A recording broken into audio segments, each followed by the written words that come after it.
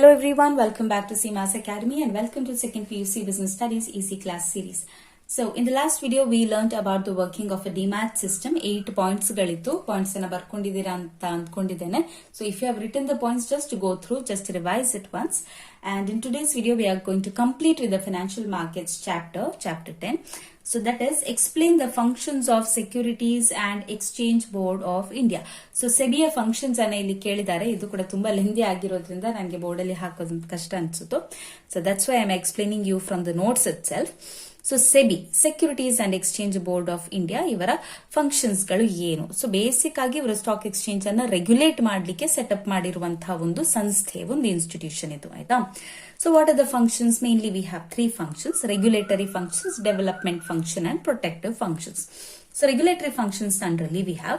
So what are the regulatory functions done by the SEBI? So first one, registration of the brokers and sub-brokers and other players in the market. So ಯಾವೆಲ್ಲ brokers ಇದ್ದಾರೆ stock exchange ನಲ್ಲಿ ಅಥವಾ sub brokers ಇದ್ದಾರೆ, ಬೇರೆ players ಅಂದ್ರೆ ಯಾರೆಲ್ಲ stock market ಅಲ್ಲಿ involve ಆಗಿರ್ತಾರೋ ಅವರೆಲ್ಲ ರಿಜಿಸ್ಟ್ರೇಷನ್ ಅನ್ನು ಮಾಡಿಕೊಳ್ಳುವಂತಹ ಕೆಲಸವನ್ನ ಸೆಬಿ ಮಾಡುತ್ತೆ.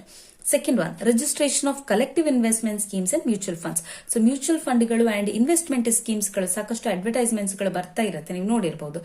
Mutual fund investment schemes are subject to market risk ಅಂತ ಹೇಳ್ಕೊಂಡು the lot of advertisements that you must have seen a lot of advertisements, alva. So all of these mutual funds and collective investment scheme, these are also registered under SEBI. So avara registration anna maduvanthadu. Then regulation of stock brokers, portfolio exchanges, underwriters and merchant bankers and the businesses in stock exchange and any other securities market.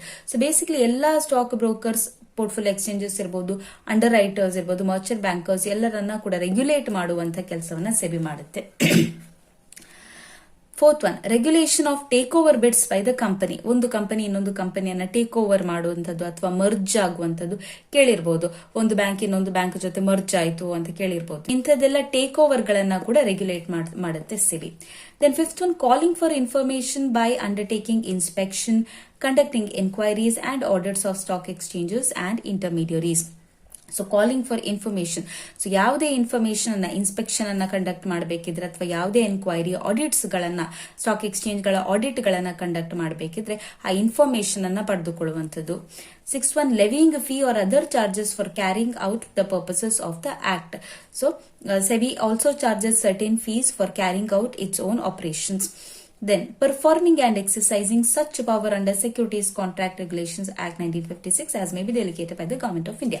So ಈ act ನಂದ್ರಲ್ಲಿ 1956 Securities Contract Regulation Act ನಂದ್ರಲ್ಲಿ government of India ಸೆಬಿಗೆ ಯಾವೆಲ್ಲ powers ಗಳನ್ನ ಕೊಟ್ಟಿದೆ ಆ ಎಲ್ಲ power ಗಳನ್ನ ಯೂಸ್ ಮಾಡುವಂತದ್ದು, ಆ ಎಲ್ಲ ಆಕ್ಟಿವಿಟೀಸ್ ಗಳನ್ನ ಪರ್ಫಾರ್ಮ್ ಮಾಡುವಂತದ್ದು. So these are the regulatory functions of SEBI. ನಾವು ಡೆವಲಪ್ಮೆಂಟ್ ಫಂಕ್ಷನ್ಸ್ ನಲ್ಲಿ ಇದು ಏನ್ ಮಾಡುತ್ತೆ? What are the development functions? First one, training of intermediaries of the securities market. So intermediaries ಯಾರೆಲ್ಲ ಮಧ್ಯವರ್ತಿಗಳಿರ್ತಾರೆ ಸ್ಟಾಕ್ ಮಾರ್ಕೆಟ್ ನಲ್ಲಿ, ಬ್ರೋಕರ್ಸ್ ಇರಬಹುದು, ಸಬ್ ಬ್ರೋಕರ್ಸ್ ಇರಬಹುದು, ಮರ್ಚೆಂಟ್ ಬ್ಯಾಂಕರ್ಸ್ ಗಳಿರಬಹುದು. ಸೊ ಇವರೆಲ್ಲರಿಗೂ ಕೂಡ ಟ್ರೈನಿಂಗ್ ಅನ್ನ ಕಂಡಕ್ಟ್ ಮಾಡುವಂತದ್ದು from time to time. Second one, conducting research and publishing information useful to all market participants. So conducting research and publishing information. So market participants ಗೆ ಅಂದ್ರೆ stock ಗೆ relate ಆಗಿರುವಂತದ್ದು, stock market ಗೆ relate ಆಗಿರುವಂತಹ information ಗಳನ್ನ publish ಮಾಡುವಂತದ್ದು, articles ಗಳನ್ನ ಪ್ರಸ್ತುತಪಡಿಸುವಂತದ್ದು, research papers ಗಳನ್ನ ಪಬ್ಲಿಷ್ ಮಾಡುವಂತದ್ದು.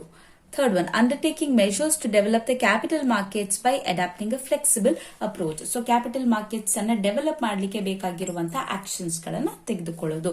So these are all the development functions. Now what are the protective functions of SEBI?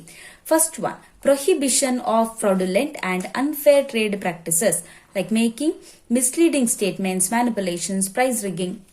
So prohibition of fraudulent, ಏನೆಲ್ಲ ಫ್ರಾಡ್ಸ್ ಗಳು ನಡೀತಾ ಇದೆ ಅಥವಾ ಅನ್ಫೇರ್ ಟ್ರೇಡ್ ಪ್ರಾಕ್ಟೀಸಸ್ ಅಂದ್ರೆ ಫಿನಾನ್ಷಿಯಲ್ ಸ್ಟೇಟ್ಮೆಂಟ್ ಅನ್ನ, ಬ್ಯಾಲೆನ್ಸ್ ಶೀಟ್ ಅನ್ನ ತುಂಬಾ ಪ್ರಾಫಿಟ್ ಇದೆ ಅಂತ ತೋರಿಸುವಂತದ್ದು, ಮ್ಯಾನಿಪ್ಯುಲೇಟ್ ಮಾಡುವಂತದ್ದು ಫಿನಾನ್ಷಿಯಲ್ ಸ್ಟೇಟ್ಮೆಂಟ್ ಗಳನ್ನ, ಇಂತಹ ಕಂಪನಿಯ ಪ್ರಾಕ್ಟೀಸ್ ಗಳನ್ನ ಸ್ಟಾಪ್ ಮಾಡುವಂತಹ ಕೆಲಸವನ್ನ ಸೆಬಿ ಮಾಡುತ್ತೆ. Second one, controlling insider trading and imposing penalties for such practice. Insider trading ಗೆ ನಿಮಗೆ ಎಕ್ಸಾಂಪಲ್ ಬೇಕು ಅಂತ ಹೇಳಿದ್ರೆ 4 ಮಾರ್ಕ್ಸ್ ನ ಎಕ್ಸ್ಪ್ಲೇನ್ ಮಾಡುವಾಗ ನಾನು ಕೂಡ ಹೇಳಿದೆ, ಅಲ್ಲಿ ಕೂಡ ಹೇಳಿದ್ದೇನೆ. Harsha Harshad Mehta scam web series ನಿಮಗೆ ಟೈಮ್ ಇದ್ರೆ ಯಾವಾಗಾದ್ರೂ ನೀವು ನೋಡಿ, you will understand what is insider trading, ಯಾವ ರೀತಿ ಬ್ರೋಕರ್ಸ್ ಗಳೇ ಒಳಗಡೆ ಸ್ಟಾಕ್ ಮಾರ್ಕೆಟ್ ಅನ್ನ ಮ್ಯಾನಿಪುಲೇಟ್ ಮಾಡ್ತಾರೆ. ಸೊ ಆ ರೀತಿ ಆದಾಗ ಸೊ ಅದನ್ನ ಕಂಟ್ರೋಲ್ ಮಾಡುವಂತದ್ದು ಅಂಡ್ ಆ ತರ ಮಾಡಿದವರಿಗೆ ಪನಿಷ್ಮೆಂಟ್ ಅನ್ನ, ಪೆನಾಲ್ಟಿಯನ್ನ ಕೊಡುವಂತದ್ದು. Okay, that is the second protective function. Third one, undertaking steps for investor protection. So invest ಮಾಡಿದವರ ಹಣ ಸೇಫ್ ಆಗಿರಬೇಕು, ಸೊ ಅದಕ್ಕೆ ಬೇಕಾದ ಕ್ರಮಗಳನ್ನ ಕೈಗೊಳ್ಳುವಂಥದ್ದು. Undertaking steps for investor protection. Fourth one, promotion of fair practices and code of conduct in securities market. So code of conduct ಅಂತ ಹೇಳಿದ್ರೆ brokers ನವರು ಯಾವ ರೀತಿ ಇರಬೇಕು, ಅವರ ಬಿಹೇವಿಯರ್ ಹೇಗಿರಬೇಕು, ಅವ್ರು ಯಾವ ಪಾಲಿಸೀಸ್ ಗಳನ್ನ ಫಾಲೋ ಮಾಡಬೇಕು ಅಂತ ಒಂದು ಪಾಲಿಸಿಗಳನ್ನ ನಿರ್ಮಾಣ ಮಾಡುವಂತದ್ದು. That is code of conduct. Okay, so promotion of fair practices and code of conduct in securities market. That was all for today's video. Thank you so much for watching. And this was the end of financial markets. ಮುಂದಿನ ವಿಡಿಯೋದಲ್ಲಿ we'll be starting with chapter 11, that is marketing.